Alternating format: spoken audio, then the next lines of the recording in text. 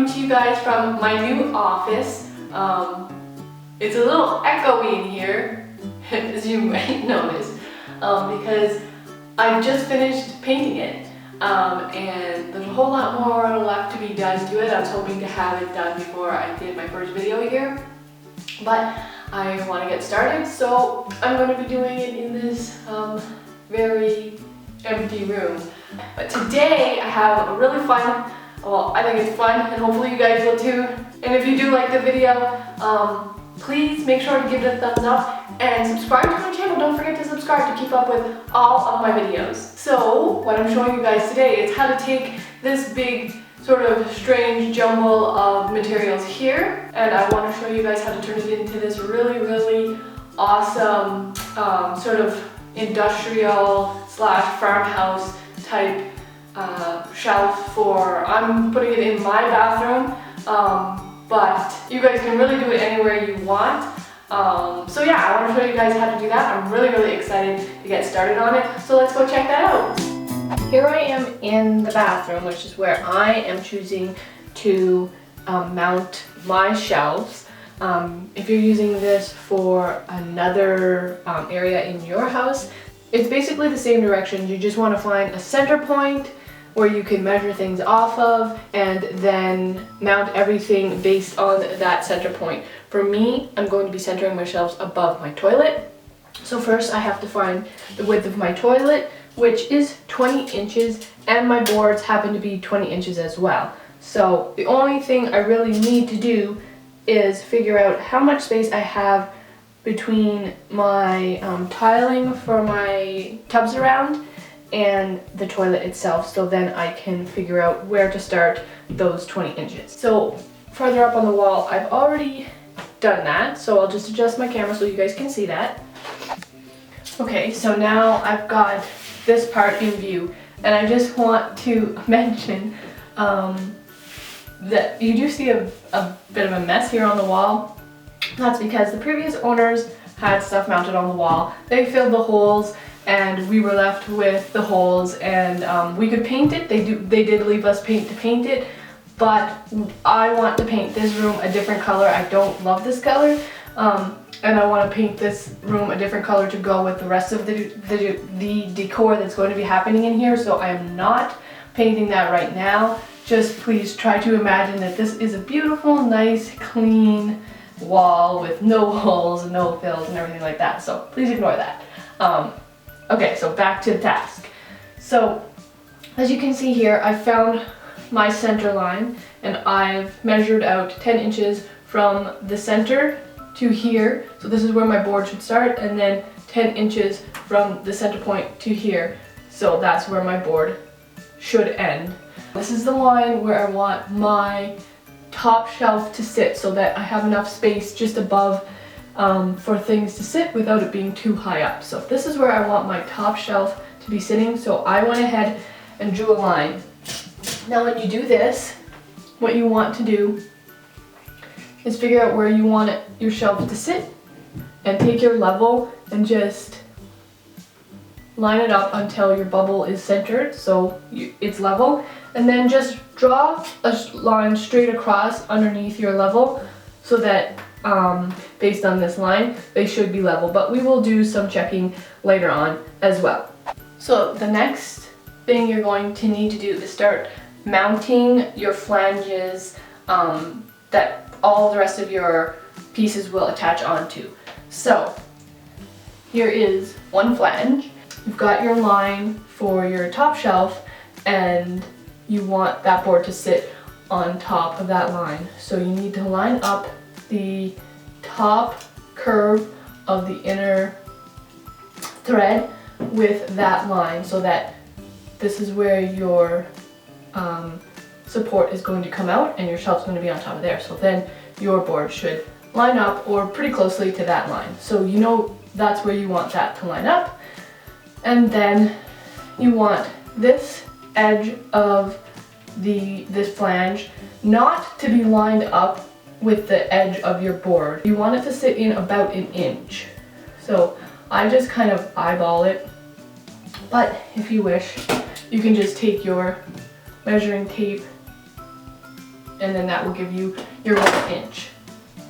So you want that to be lined up in those areas, and then you kind of, if you're very particular like I can be, you may want these holes to be lined up straight, however you want to do it.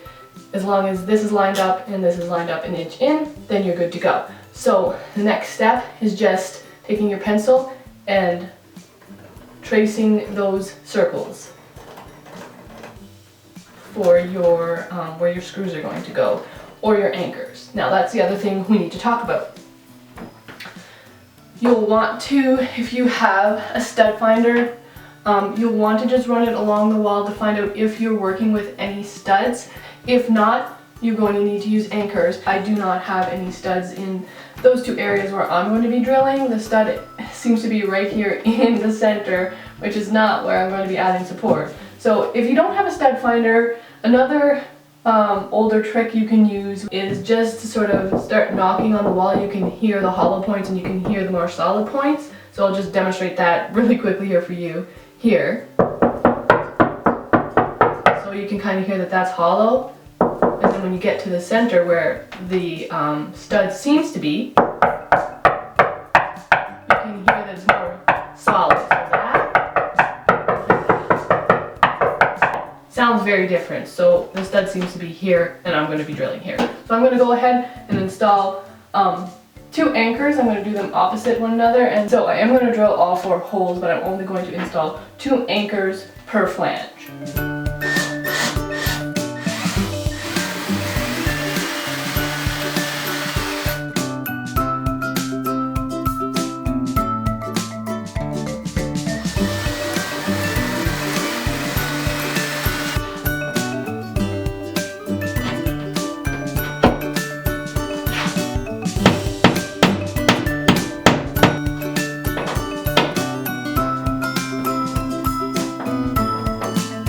Alright, so now I've got my 2 anchors in place, and I just wanted to address the fact that I made a mistake.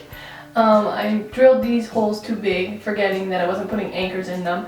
So what you want to do, just so you guys know, you just want to drill in these 2 holes small pilot holes with a smaller drill bit that is going to allow you to screw in the other types of screws that you're going to be putting in these 2 holes.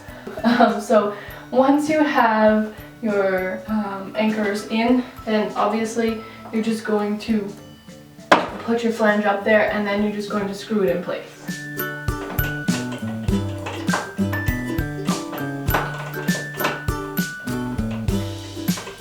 So now I've got my first flange in place. It's nice and secure. That's not going to go anywhere. And I'm not going to be putting these 2 other screws in quite yet, because I will be removing this flange and that one in a later step. Now we just need to move into putting on our opposite flange. In order to actually make sure that this shelf is going to be level, I am going to use my level above here to make sure that I get this flange level with that one, and therefore my shelf should sit level or fairly close to being level. And that actually looked pretty spot on. I can't believe I did that in first shot. And then I'm just going to do the same steps I did over here, drawing my circles and then installing my anchors as the directions say. So now I've got my anchors installed on this side here, and I just quickly wanted to show you guys what you are supposed to do versus what I did wrong over here, which was these 2 holes here. You want to just drill smaller pilot holes so that even though you do not have studs here and these screws really aren't providing a lot of support, you still want them to have something to grip into when you screw them in. So this is the proper way to do it. Now I've got this done. Now I'm going to move on to figuring out where I want my bottom shelf to rest. I'm going to follow the same steps I did up here, down here. I'm going to remove this one, and I'm going to assemble my pieces. So you're going to want to put flange on one of your steel pipes, and then you're going to cap that off with one of your steel caps. Now the reason why I want to assemble this piece and then reinstall it is because I want to then go ahead and spray everything with an anti-rust clear coat so that this is not going to rust. And the reason I want to spray them when they're assembled, if I do it beforehand, the clear coat will just travel around the threads, and then it won't perform as well when you're screwing your pieces together. So I want to clear coat them as one piece rather than individual pieces, and then I will install them on the wall. So now my plumbing fixtures have been assembled, sprayed, and let dry, and then I've attached all 4 of them to the wall, and now we can put our boards on. So you just want to take one of your boards and figure out which side you want to have showing. And then pretty much it's as simple as just placing them on the fixtures within the flange and the cap. And it fits perfectly when I've just screwed them on hand tightened. So this is exactly how we want it. And as you can see, I've already finished my board. I didn't show this part in this tutorial, but if you want to see how I got this barn board look, I do have a tutorial over on my blog that you can check out if you want this look, and you can do this barn board distressing to any wood item that you want. You can do it to boards, you can do it to furniture, anything you want, and it gives you this really awesome looking barn board look. So I will leave that link in the description of the video for you guys to have your own technique. Go for it. But I do have an awesome tutorial on that. So now the final step, I just went ahead and bought these little straps. They cost a few cents, and you can get them in the same area of the hardware store, which is plumbing, that you get all these plumbing fixtures. They're right there. Just take one of your little straps, position it in place where you want it. You want to put it towards the back so that it's not really an eyesore. It will add to the look of the sort of industrialness of these plumbing fixtures, but you don't want it to be too visible. So I'm just going to put mine right towards the back. And then you just take your Sharpie marker and you just make little marks under your board where the holes are. So I've done that to this one. I'm going to go ahead, put my board on, and I'm going to mark all of the holes, and then we're going to remove our boards, drill some pilot holes where those markings are, and then we're going to attach these straps and the boards to the plumbing fixtures with a couple of wood screws.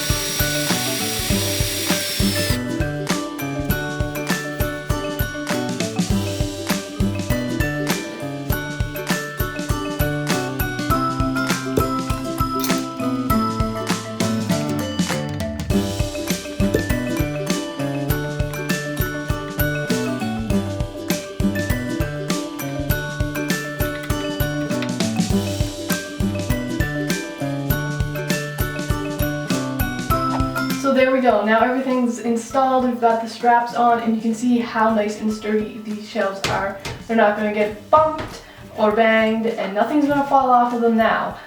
So these straps really helped. I'm really happy with how these Farmhouse shelves turned out, and I'm going to show you guys what they look like with a little bit of decorative items going on.